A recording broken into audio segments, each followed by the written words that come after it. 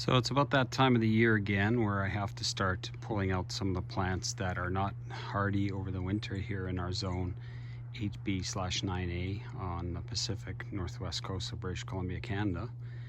This is one of those plants.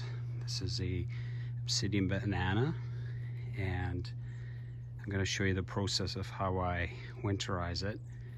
Because I have a greenhouse, I'm going to be putting this banana into a pot and then putting it in the greenhouse, and I'm going to trim back most of the leaves and water it very little, so it's not going to grow much in the winter.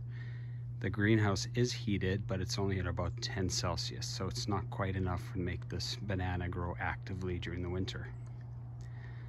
So for today's procedure, I basically have a pot that I'm going to put it in, a shovel, and a sharp knife to cut back the leaves. So let's get started. So it pains me to have to cut these beautiful leaves off this banana, but for storage purposes it just has to be done, because a plant this size just will be really hard to fit anywhere. So here we go. So I have a sharp bread knife here, and it's really perfect for this job. Start with the bottom leaves.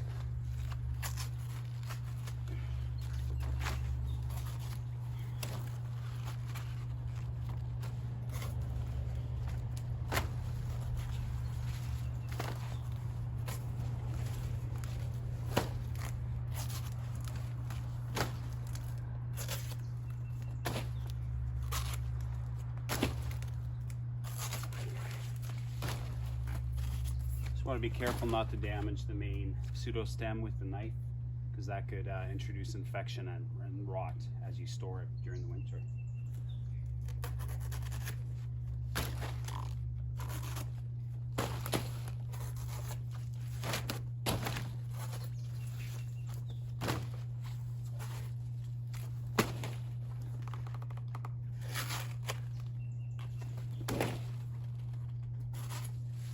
Forgot to mention the temperatures, but we're hovering around 10 Celsius during the day and about 5 Celsius at night. So it's to the point where this banana will start degrading over time. We're also getting a lot of rain, which is not that great when it's cool weather and rain for these plants. So now is really the best time to take it out before it gets any colder. So that's pretty much what I got. I got one leaf left, and then all the other leaves cut off the pseudostem.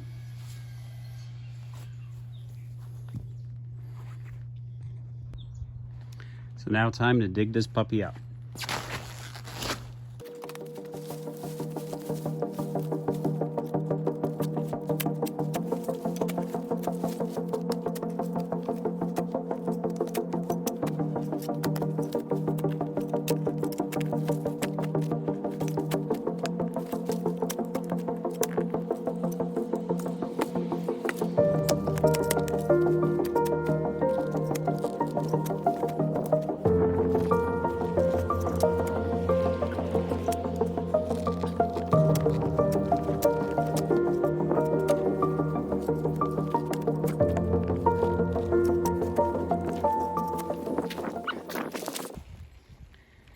So you can see that the root ball on these guys isn't that big or deep, but the pseudostem is huge, or it gets bigger every year, but you can see compared to my foot.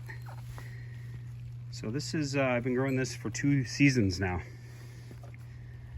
So it's really grown. So when you're storing it with soil in a pot, you want to preserve as many roots as possible, and you want to have soil in it. If it doesn't quite fit in your pot, you can trim back the roots somewhat, but I advise to do very minimal of that if you're going to store it the method I'm going to do it.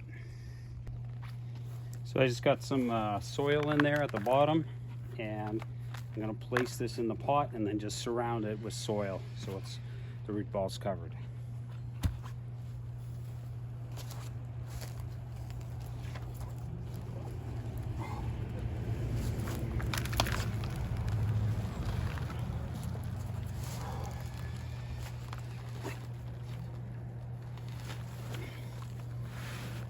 pot's just big enough This is the, I think a 4-gallon or 5-gallon pot. It's just barely big enough for this plant.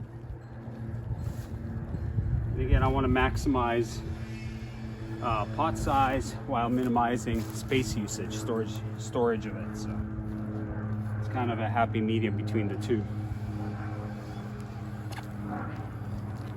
So that's it. And I'm gonna put this.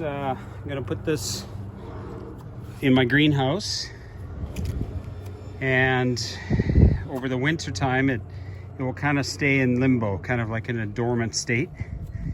I won't really water it unless I see that it's needing water, in which case the top leaf will start to wilt, but usually it doesn't. It has plenty of water in the pseudostem, so it's going to stay this way for the next 6 months, until spring temperatures pick back up and I can put it outside and plant it. There are other ways of storing these guys over the winter. If you already have them in a pot and you're growing in a pot, you can just put them inside the house, or if you have a greenhouse, put that inside a greenhouse. If you don't have a greenhouse and you have it planted like I did, you want to let it go dormant and store it basically without soil. So you want to pull it out of the ground, shake all the soil off, cut back the roots mostly, cut all leaves off, and then hang it upside down for about a week to a week and a half, just to let all the water, or most of the water, kind of drain out of the pseudostem.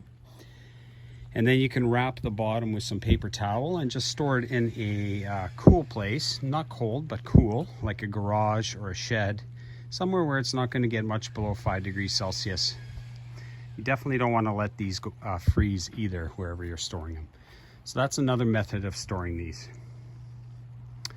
Anyways, hope you learned something today about storing red bananas, and hopefully if you have one of these, you're successful in winter storage, and then next year it grows big and beautiful for you.